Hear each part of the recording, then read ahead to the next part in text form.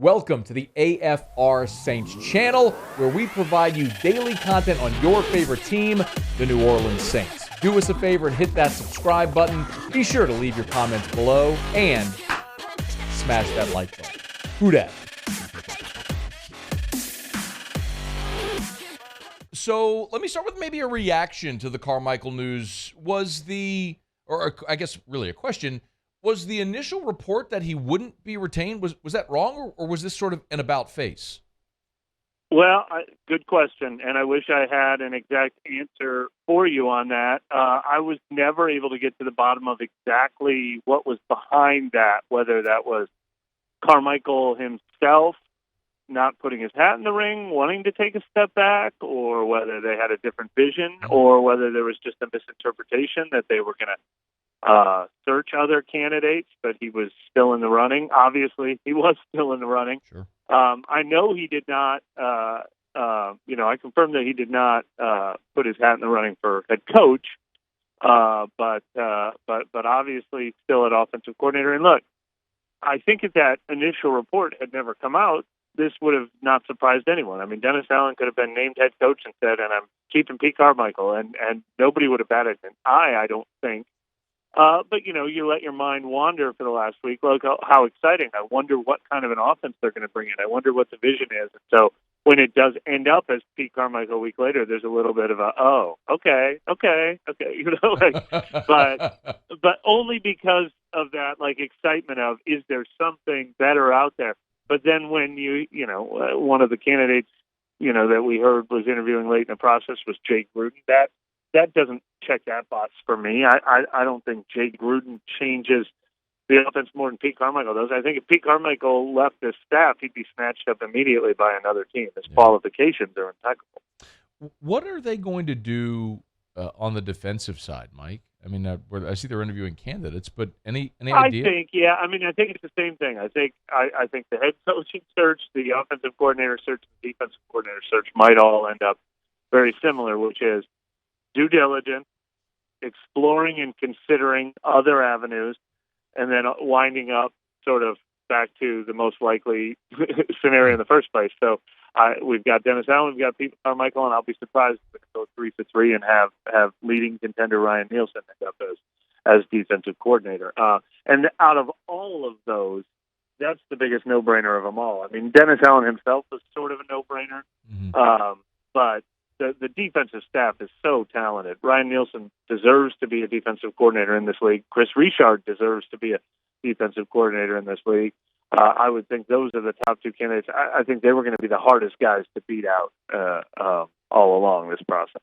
Mike Triplett is with us, ESPN.com. So I think we're all in agreement on the staff is going to be good and in place. The bigger thing is you got to find a quarterback, and you got to figure out a way to get under the cap and then plug some holes in this roster. Are you convinced or any closer to being convinced what the Saints are looking to do at quarterback? I think they're going to aim high at quarterback. I mean, their entire philosophy is obviously we are built to win right now. We are not rebuilding. We are not going for a 3-year plan. We're not overhauling. And they're right. And part of that is not just that they're built to win now, but they're better built to win now than they will be in 3 years. I mean, Cameron Jordan and Demario Davis and Malcolm Jenkins are only going to be, excellent players for so many more years. And frankly, Michael Thomas and Alvin Kamara are only going to be excellent players for so many more years because of the attrition you see at those skill positions. So not only are they built to win now, they better win now to take full advantage of this roster. And so I see them being very aggressive at quarterback. Now, are Russell Wilson and Aaron Rodgers even available? We don't know yet. Could the Saints possibly make the best offer for those guys? I'm skeptical. They don't pick until 18th in the draft. If Russell Wilson's getting traded, can another team make a better offer? But I think the Saints will explore those avenues. I think Jameis Winston and Teddy Bridgewater seem to be the most likely options, though, because I think they're every bit as good as a lot of these guys that might be available for trade. Carson Wentz, Jimmy Garoppolo, Ryan Tannehill, even if Baker Mayfield is available. I don't know that those guys are way better than Jameis Winston or possibly Teddy Bridgewater. I know they would cost a lot more, though. So So if it's not Russell Wilson or Aaron Rodgers, I would bet on Winston or Bridgewater. Mike, they got to get, according to Spotrac, there's $76 million over the cap. Generally, there are some obvious restructure opportunities or cap casualties. Yeah. What are those? For over the next 3 weeks or so, what are some of the players that we're going to be seeing in the headline for a restructure or being released?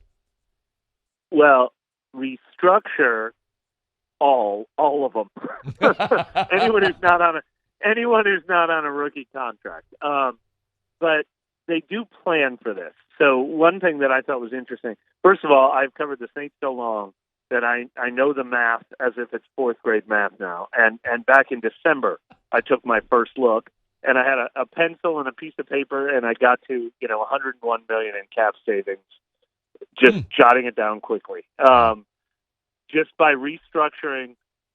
Long story short, if your base salary is $10 million, you say, let's call it a $9 million signing bonus and a $1 million salary. And the signing bonus can be spread over 5 years. So, they do that for everybody.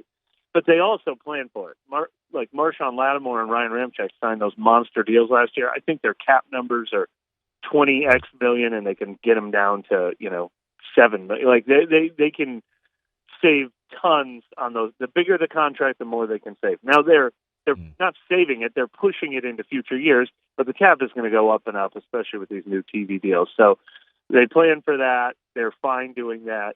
It does force them to make sure everybody is worth the money they're paying them, though, and that's where we'll take a microscope to the team. There aren't a lot of obvious guys to get cut because they're making too much money. One is maybe Bradley Roby, though. He's due $10 million. They're not going to pay him $10 million if their vision is for him to be the third corner who only plays 1/3 of the snaps. There were a couple other guys. Andrews Pete, he's only supposed to make $9 million in cash, and I think we saw how much they missed him when he was gone. I don't really see a lot of obvious guys that won't be on this team. It'll mostly be restructured. Mike, it kind of feels like the Saints went through that last year, right? All the guys that aren't. Now, last year they had to cut players. Last year they did not prepare for it. Last year was instead of the cap going up by 10 as they expected, it went down by almost 20. So that was a $30 million difference that they did not plan for, and that is why we saw them lose so many guys, including obviously an Emmanuel Sanders, who would have been huge. Janoris Jenkins, they actually absorbed that better than we thought. Malcolm Brown. The one lesson we learned though last year is even when the cap bit them in the butt and they had to make all those cuts, they did not cut Teron Armstead. They franchise tagged Marcus Williams. They didn't cut Michael Thomas or Alvin Kamara or Demario Davis. They re-signed Lattimore. They re-signed Ramczyk. They will take it out of the middle tiers. They will not lose star players because they can't figure out the cap. Great stuff as always, Mike. We appreciate you. All right, thank you. Hey, thanks so much for watching. Please leave your comments. I love to interact, and be sure to hit the red subscribe button below.